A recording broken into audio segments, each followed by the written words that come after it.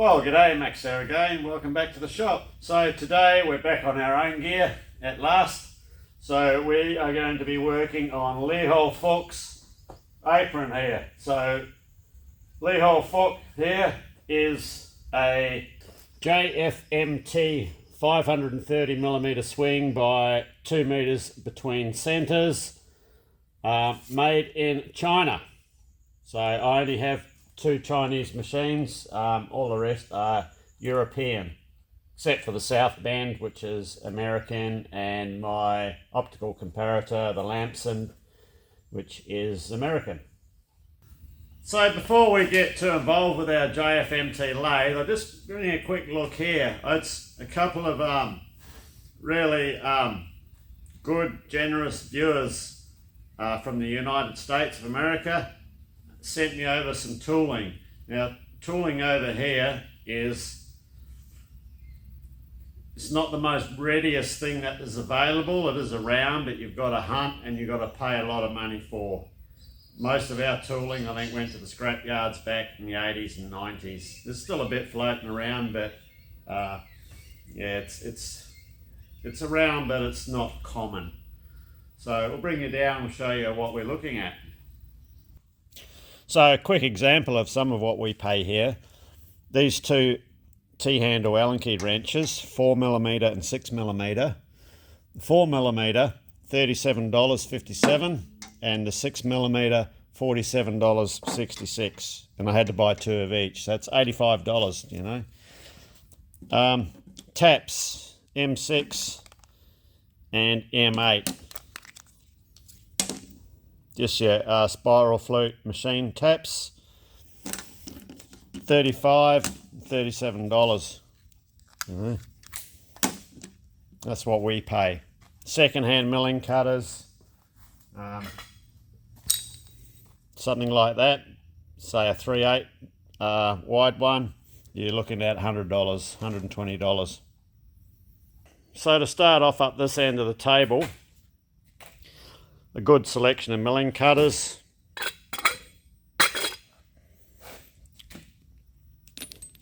end mills, radius cutters, got the roughing end mills, and this little package here was all courtesy of Dean from the Air Cave shop, Gary Brown from Old Iron Machine Works, and Chuck Bomberetto, who forgot to put his sticker in. I'll have to get him to send me one over because I don't have one of Chuck's stickers. So, you know, we support each other's channel, and like gifts like this, I'm totally blown away with this sort of stuff. It's amazing. It just helps us along over here so much, you know. So big shout out to those guys, and yeah, check out their channels. Dean still does a bit. Gary's been a bit quiet because he's just been doing a lot of his air compressor valves, I believe. So yeah, thank you very much, guys. And the second pile, Dudley Toolwright. He's been a big help to me in the past on my channel. So Rob there has sent me over a nice haul of collets, carbide and high-speed steel end mills, milling cutters. These have already got me out the poo once, the carbide drills, as we had to drill into our hardened shaft on the JFMT on our new pinion shaft for the locating grub screw. Some long series drills, reamers, inserts, some little boring bars. I've already been using these. That was a box full of cobalt tool steel, Chicago Latrobe, couple of indicators. Yeah, we've already been using this one a fair bit, the Starrett one. So we'll have to get the Shars one set up on a base. A couple of DTIs. So yeah, go and check out Rob's channel, Dudley Toolwright. And once again, thank you so much. It's been a massive help. And down the end, we've got some bits that I've picked up. So I started to need, well, some larger size vernier calipers. So I picked this set up. It wasn't that expensive because it's a Chinese one. So that's a 20-inch, 500mm, vernier caliper. So for when things get bigger, and then for when things get even bigger, I found this. This is a Mitutoyo 1 meter vernier caliper. So it's that. And while I was scrolling through the other day, I was wanting to replace the coolant pipes on my lathe with a lock line unit because it's the one on there starting to get a bit stiff. And going through their website, I found these. These are adapters and a couple of lengths of it's a hose. So what I planned to do, I had the idea I could set this up with a vacuum on the tool and cutter grinder, especially for when we start grinding carbide, and connect it to the vacuum cleaner, and I can position this around anywhere to catch the carbide dust. So that's a future project, just to get all this set up on the tool and cutter grinder. So yeah, thank you so much guys for that.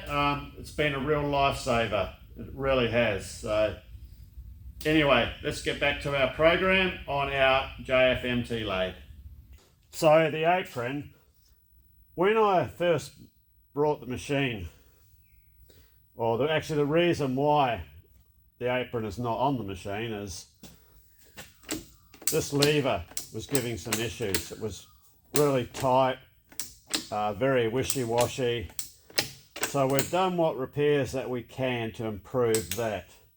Now, the other thing, when I did pull it out, we noticed that the pinion gear that drives on the rack, moves the carriage up and down, it was heavily worn on the teeth. So a fair while back we made a new pinion gear. So if I remember, I'll put a couple of links to that in the video. And that was no straightforward process either, because that is not a standard pinion. It is a, well, it's basically they've adjusted the pitch and the depth, so it's a custom pinion. So the machine itself is a copy of a Mazak. So the book for our machine, we open up,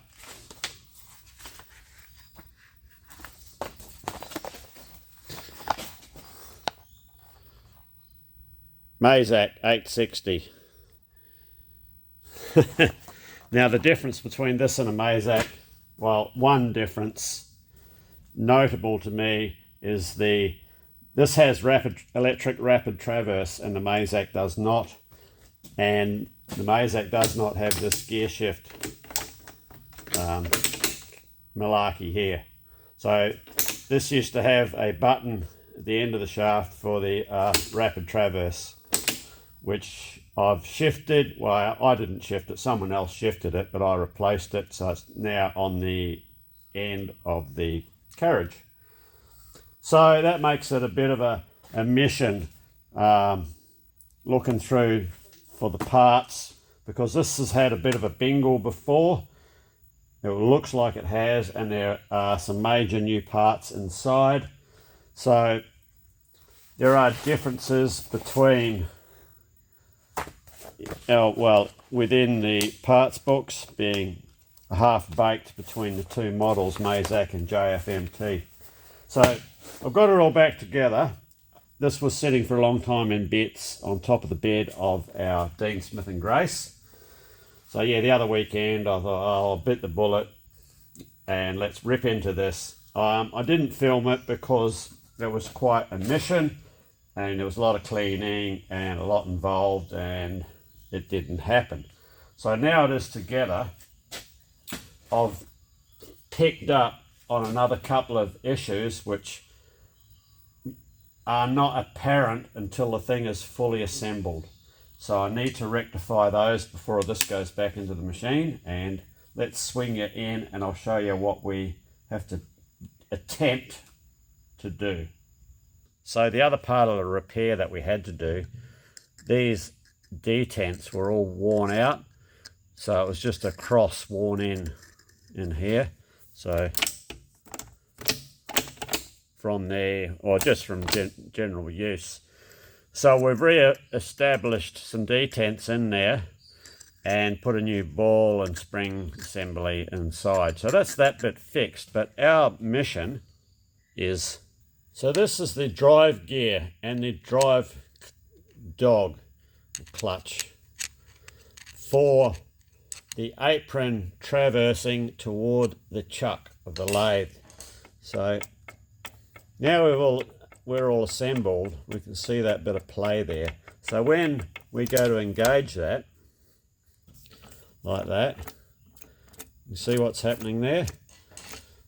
So the shift fork, there's play in that, but I don't believe that that play is really the main issue. Now, why the wire?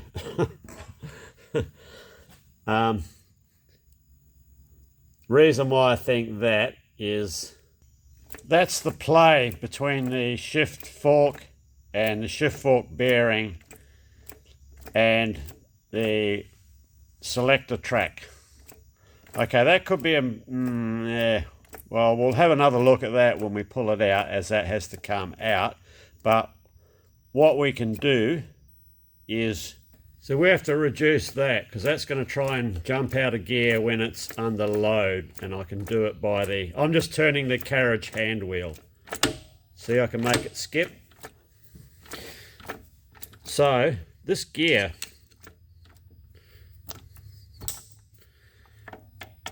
has that much side play.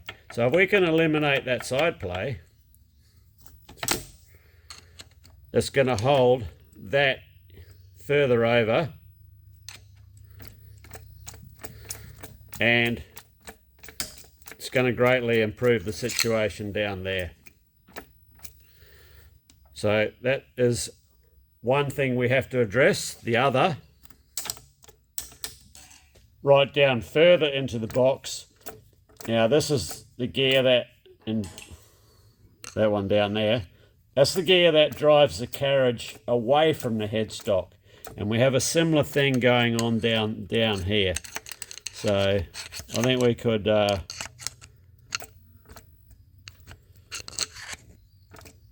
do the same thing there. It's not as bad, but we can make an improvement to that. The lever for the auto kickouts, this one here. So that's engaged there, disengaged, engaged. So there's travel stops underneath on a bar, and they, when the carriage is sliding along, they hit this cam underneath, and sort of when it hits the cam, it'll flick that back up and knock the lever out of engagement. So that was quite a mission, but we got through all of that. Yeah, so someone had been playing around in there before, and what happens is about half a dozen items that have to intermingle with each other in the correct time for the thing to work properly. So if you affect one part, it affects all the other linkages down the track. So it was a balance to get everything in place. So there was a bit of weld build up and a lot of filing and messing around. So that's sorted. So let's get this apart. So yeah, I've got to strip all the stuff off to get this plate off to get access to the cross shafts.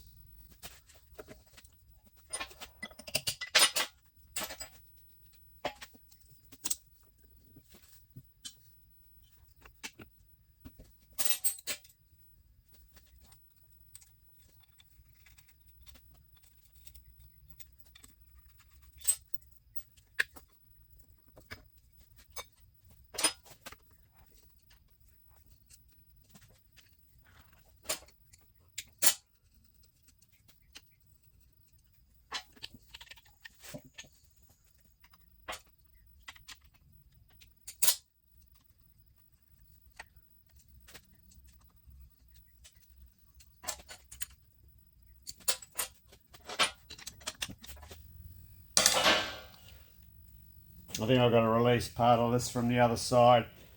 This is the clutch for the drive of the apron. So it's like a big cone clutch, a spring-loaded cone clutch inside, and this adjusts the tension. So we've got that backed off, and there, yeah, we've got to back it off from the other side as well, I believe, or from memory. So a couple of pins to knock out for these levers. That one's got a locking screw as well.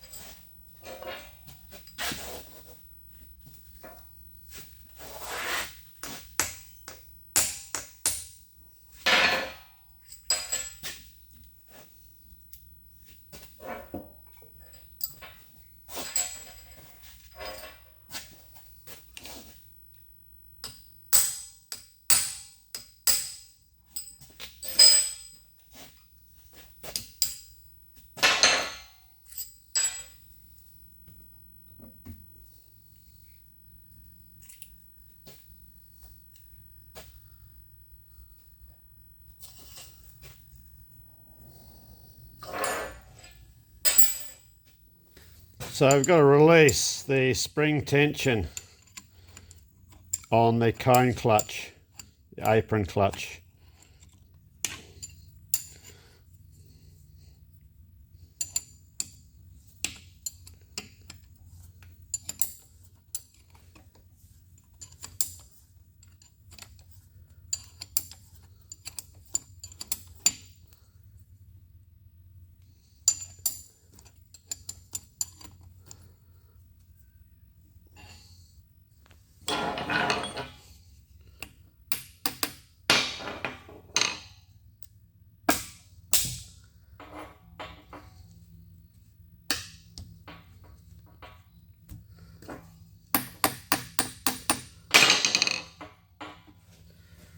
And that will allow the removal, or make it easier anyway, of this part.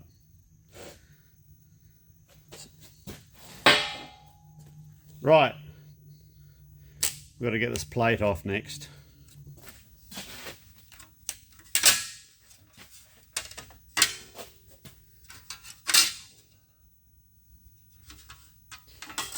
So this just has some of those drive rivets in the back. Very worn, so that's why it came off so easily. We'll set that well out the way. Now we've got access to all of our shafts. So when I very first stripped this down, I thought, oh no, what have we got here? Someone's been into this that, let's just say with a bit of dubious knowledge, must say that they did a good job being able to get it back together. What I refer to as the way things have been marked. So it's had some new parts fitted because there's some of the locking screw holes don't match. You know, that's a new shaft. I think, well, I'm not sure what's gone on really, because you've got two locking screws, but only one in the shaft. I don't know what's gone on down there, so a bit of skullduggery. Right, so what we're going to do is pull these locking screws out so we can remove the selector.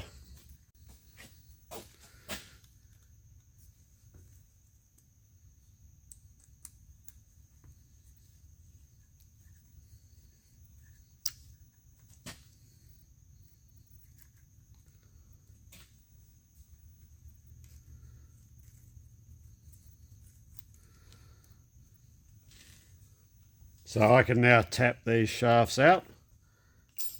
Now, there is a bit of a discrepancy between what I have here and the parts book in regards to, there's a spring here and a spring here. According to the parts book, there should be a spring on the opposite end of the shaft.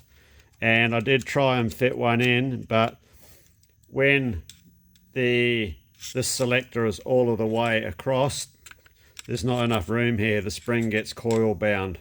So there wasn't one in it, and there still isn't one in it, yeah, for that reason. But funnily enough, there was one in the parts book, so we don't know what's gone on there.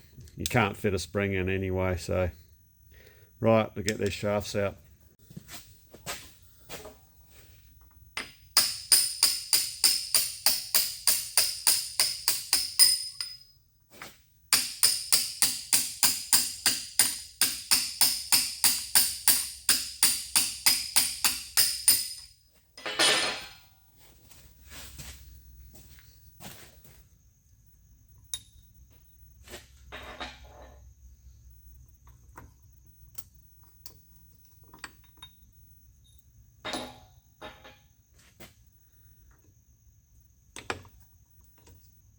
And then out with our selector. So this was questionable, this roller. When I feel it here, like, yeah, there's up and down play, but that's nothing. There's no side play. So that didn't ring any alarm bells when I assembled it. And the gate that it travels in, I'll show you, which is this area here. When it's engaged, really there's no sign of any excessive wear or anything like that. So I guess what I could do while I'm in this position now, I could get a measurement possibly between this distance here and compare it to this distance here. You'd expect them to be the same, so that'll give us a bit of an indication as if there is any wear. Now, you'd expect not to have any wear in that bit because it's just a straightforward travel. It's not sort of going around a bit of a kink in its travel like it does here to engage. So all the pressure is actually on this side here. So let's just get a quick measurement. So we'll try a 481 gauge pin. So at the rear, where there should be no wear, the gauge pin is a neat fit in there.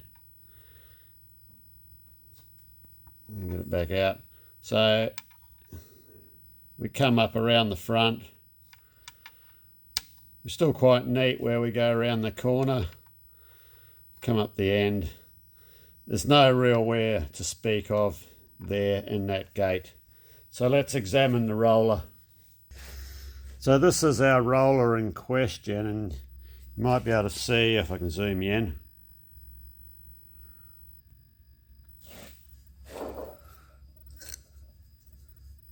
There's a little flat spot just there. So if we measure the roller, just get a flat spot to the top.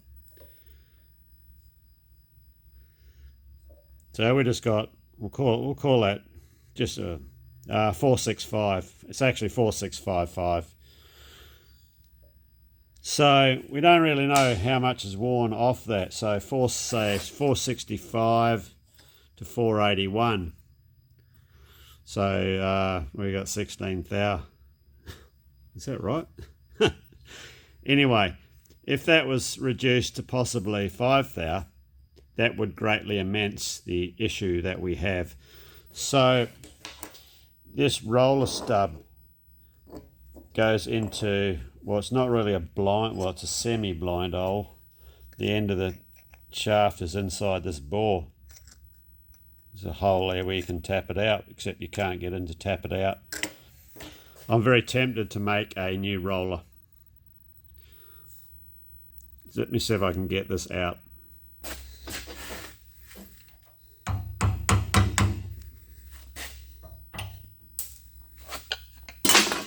It's out and it's on the floor somewhere. There it is. Okay, we'll have a look at this on the bench. I think if I make a 10th thou oversized roller, that'll give us 5 thou clearance in the gate.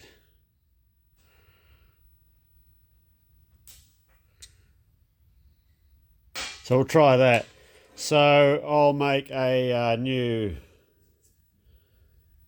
roller out of a piece of silver steel, and that way I can harden and temper it. So I'll do the machining off camera and I'll bring you back when we go to harden and temper it. What we don't know is the original outside diameter of these rollers. And the pin's alright, so we'll just make it a, we can reuse the pin. So we'll just make it a neat fit on the bore, so it's a good fit on the pin. As it will shrink when we harden it, so we don't know how much. We'll just give it a little bit of play. Right. That's our new roller, so we'll give it the hardening and tempering treatment.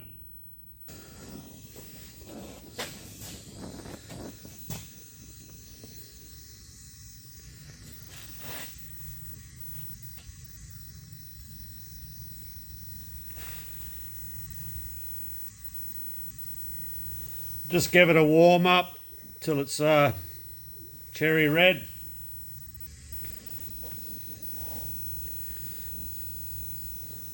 This is a proper fire brick that I use for this sort of thing.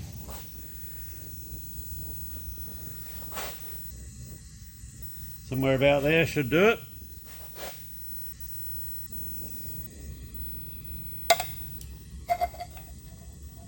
Drop it in the oil.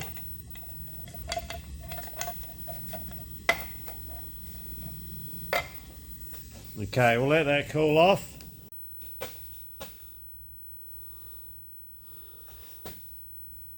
So I'll just check the edge of it with a file, and she's hard. File's not wanting to dig in. So to temper it, what we have to do is polish up the outside, otherwise we won't be able to see the run of the colour, correct colour when it comes up. And what we're going to be aiming for is a light straw colour.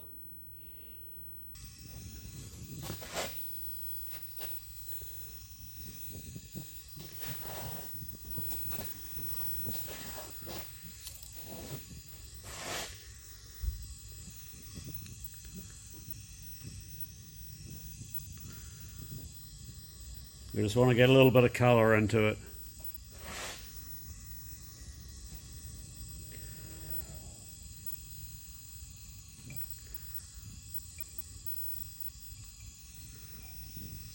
See, whoops. That's all it took. And we sort of went a bit more than what we had planned there. Just to knock a bit of that hardness out of it. So we do have a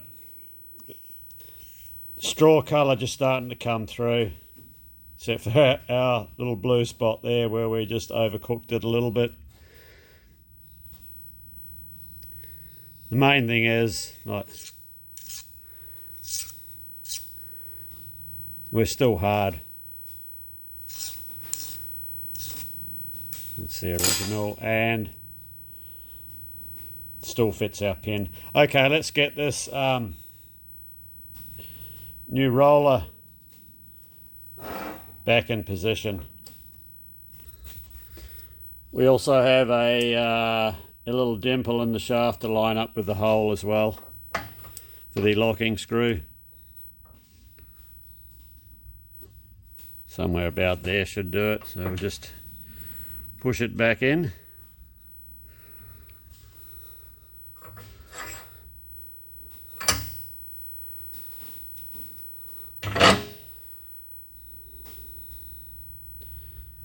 I'll just check that dimple with the seal pick.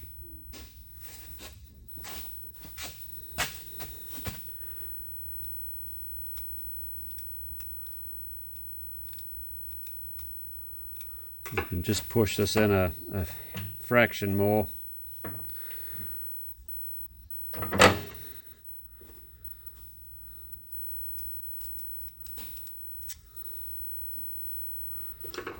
Just a fraction more.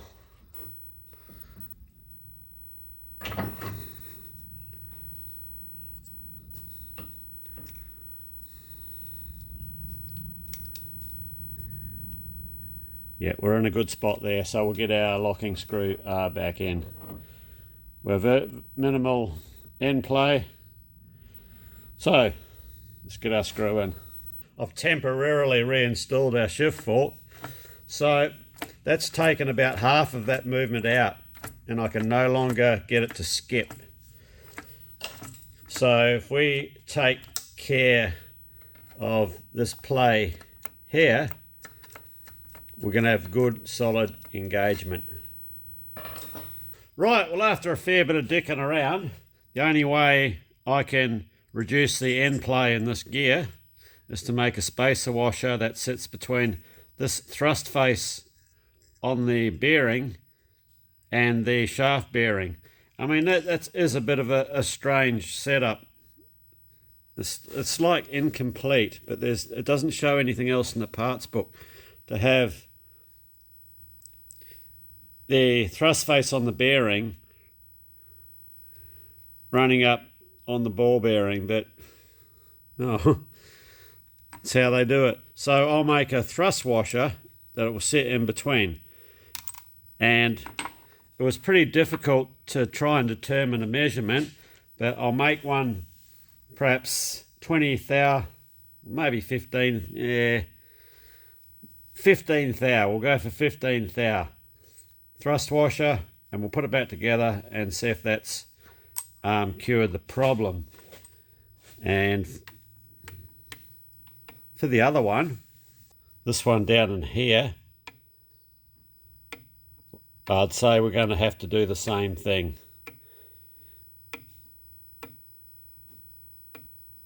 So we're not actually sure of the thickness because the dog hair has to be fully engaged back up on its Duvalaki back up in here. And when that's fully engaged, then you can sort of get a thickness. So anyway, let's make our other spacer. Look how small the little gears are out of the JFMT compared to the Dean Smith and Grace.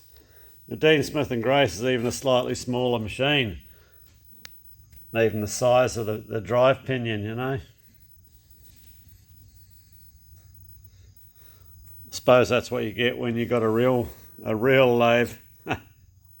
So we need a 10 thou thick shim to take this play out. So we'll just part one off. Go a bit quicker.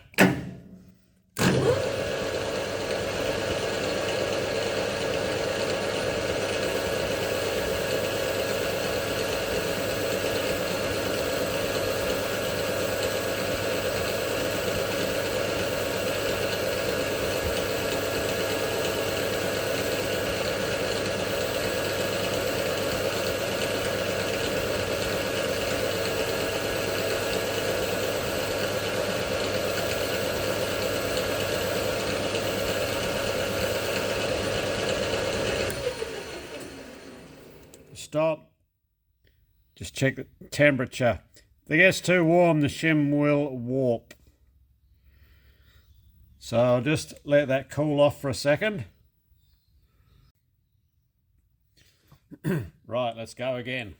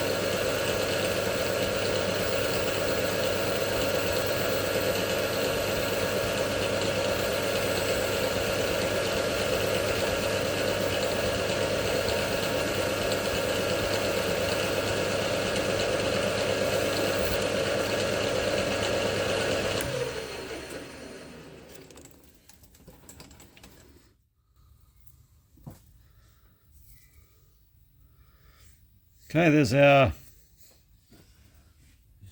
shim. This shim that we've just made goes on this bearing retainer plate. It'll sit in there and it'll push that bearing in, and it'll push it in another 10 thou, and hopefully, well, actually we didn't quite make 10 thou. We 3/4 of a thou up on size, but I'm sure if we were a thou up on size, it wouldn't make no difference. Let's get this fitted in and we'll try it. It's still possible we might have to make a 12 thou or a 15 thou. So we're up to the trial and error sort of stages. So this shim will sit in the bore here and allow that bearing to be pushed in a little bit further up against the face, that thrust washer on the gear. We'll put our retainer back on.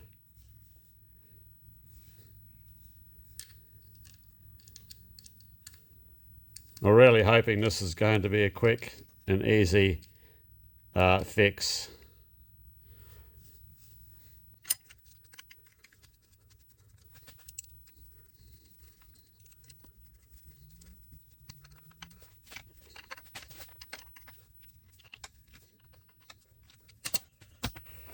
Okay, we'll try that.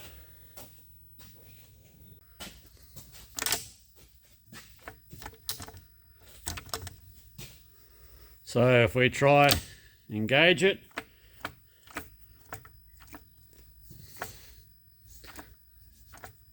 so what we're seeing there, because we've got no more play in this gear, any separation we're getting on the clutch there, that's this selector arm all flexing and taking up all of the play. So I've put a fair bit of weight on this, way more than you'd put on if you were just machining something. So it looks like we've got it. So as far as crossfeed,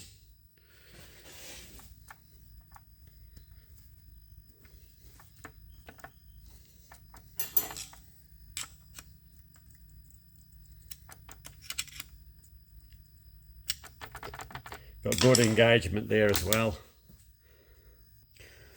So for the longitudinal travel away from the headstock, so that's towards the tailstock, that's this one here. So we can actually take a little bit of that out too by doing the same thing. So we'll just shim that outer cover and it should come up good. So I'll do that one off camera, as it's exactly the same as what we've just done with the other one. Right, well, I ended up making a slightly thicker shim and we've got it now. We're in a good position, so we'll take a look inside. So it still has its standard free float slot, which you need. So when we engage it, that gear no longer has play. And we've got good engagement, so we've had a win with that one. So that's the two major, well, we've still got one more to go. Let's get to that. So the other one is the oil pump on the end. So let me just get all of the levers and the front of this back on. I'll do that off camera, as that's what you've seen me strip off. It's just going to be a reverse of that. And then we'll scratch our head over this oil pump. I was just noticing on reassembly there's a little bit of play in this hand wheel, just there. The same was evident on this graduated wheel here as well.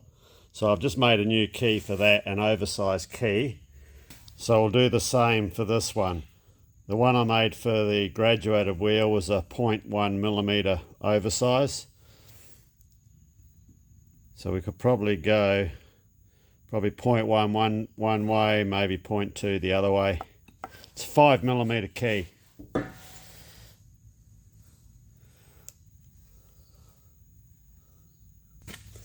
So I'm just taking it out of a bit of 6mm key steel. The little bit on the end is from the previous key I've just made.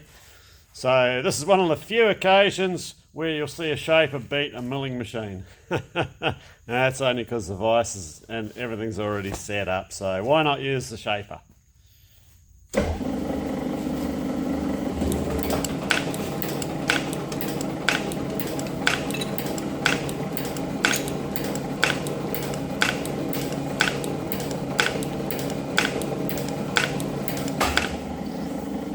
The stroke is a bit long. I haven't bothered adjusting anything from the last job, but we're only going down a little way, so it won't matter.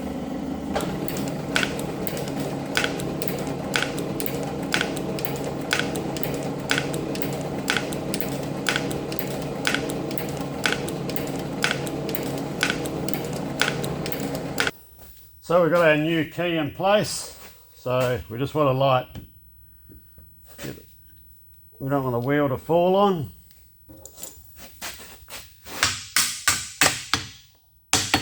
That's it.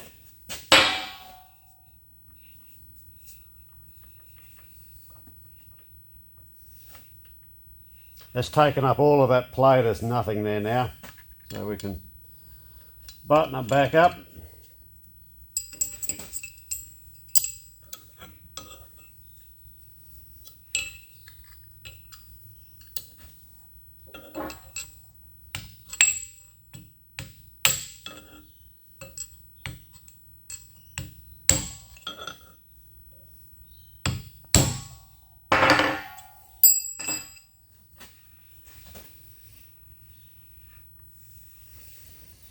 Beautiful.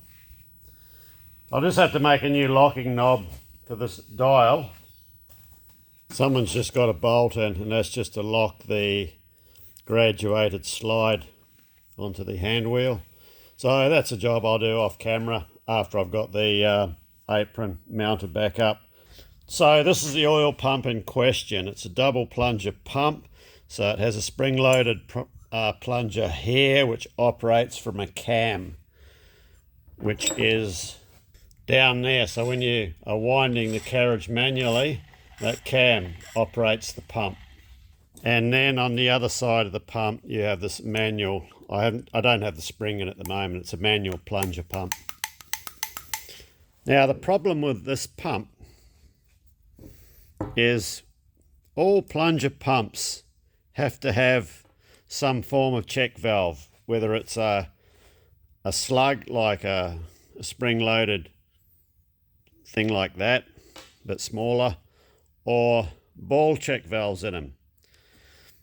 So when the pump's sucking up through the inlet, it opens up the ball, and then when you push to go down to charge the output of the pump, to pressurize the output, the ball on the inlet side shuts and the oil can only go out to the outlet.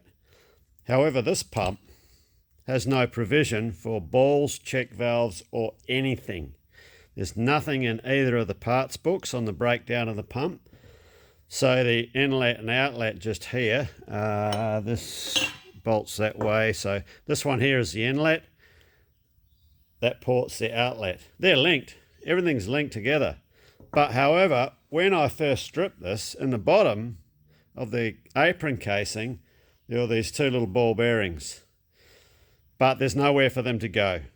So it's a mystery, total mystery. So I was speaking to an acquaintance of mine over in Queensland, the other side of the country. He rebuilds machines, and he put me on to these pumps. So these are a cheap Chinese lubrication pump. So what I was thinking of doing was something along the lines of getting rid of the standard one altogether and maybe mounting this one here. I could put an aluminium adapter plate on here for this to bolt to, and we use the existing port here, not the suction port but the discharge pump discharge port, and we can make a copper line that goes from the outlet of this pump, just comes up, curls around and feeds back in to the port here. So that's looking like the way that I am going to go. I think these were just a cheapie off AliExpress. They're like 20 bucks delivered. And they come, the cunning bastards, bloody Chinese, they come in 3 different versions. So you get a left, a right, and a center. So that means the bracket's either facing that way, or the mounting of the brackets facing that way, or to the rear that way. That's how they're sold, a left, or a center, and a right. But I say cunning bastards. So what you don't know, am I going to need a left or a right? Let's just get all 3 and see what happens. And when you turn them upside down and have a look, this bracket, you can undo the 4 screws on the top and rotate it in any position you want. Talk about bloody stitched up like a kipper. So I'll dick around with this in the next episode, because then we're going to mount this thing up. And also I'll have a concrete plan how exactly I'm going to do all of this, get it mounted. So I think trying to sort this one out and incorporate spring check valve, which I could do. It's a matter of drilling into here, putting a spring, and machining a ball bearing seat in here. I'm still of the opinion I'm probably going to be flogging a dead horse, whereas this way the pump's working because you can see the oil level going down. And if these stop working, you're never going to know until everything dries out. And because you're still oiling your ways manually, even though it has got this pump, you're never going to know. And I think that's why in the early video, when I first stripped the cross slide off, there was a little bit of scoring and stuff there. And I think that's a result of this pump not working. So if anyone's ever stripped a JFMT oil pump or a Mazak, I'll be interested to know what the situation is with regards to these ball check valves. Now, my memory is not the best, but I'm pretty sure these were sitting in the bottom cover of the apron, just rolling around doing nothing. There's nowhere else in the apron they can go, and there's no listing in the parts breakdown. So, all right, we'll bring this one to a close. That is the major hurdle of the JFMT lathe complete. So there was a massive amount of work we had to do into this with regards to making the new drive pinions and other little bits and pieces. So it's as good as we can possibly get it now. So that being said, cheers, thanks for watching, and next episode we'll sort out this oiling system and we'll look at getting this mounted back up on the lathe. I will have to remove the cross slide again just to confirm all the oiling is working, because there is a distribution valve on there. We have gone through that, we know that works, but we just I want to see oil with my own eyes coming out from a pump on here. So anyway, cheers. Oh, and the rain's come too. Yeah, we're into winter now, and we'll be getting a lot of rain, so that's good.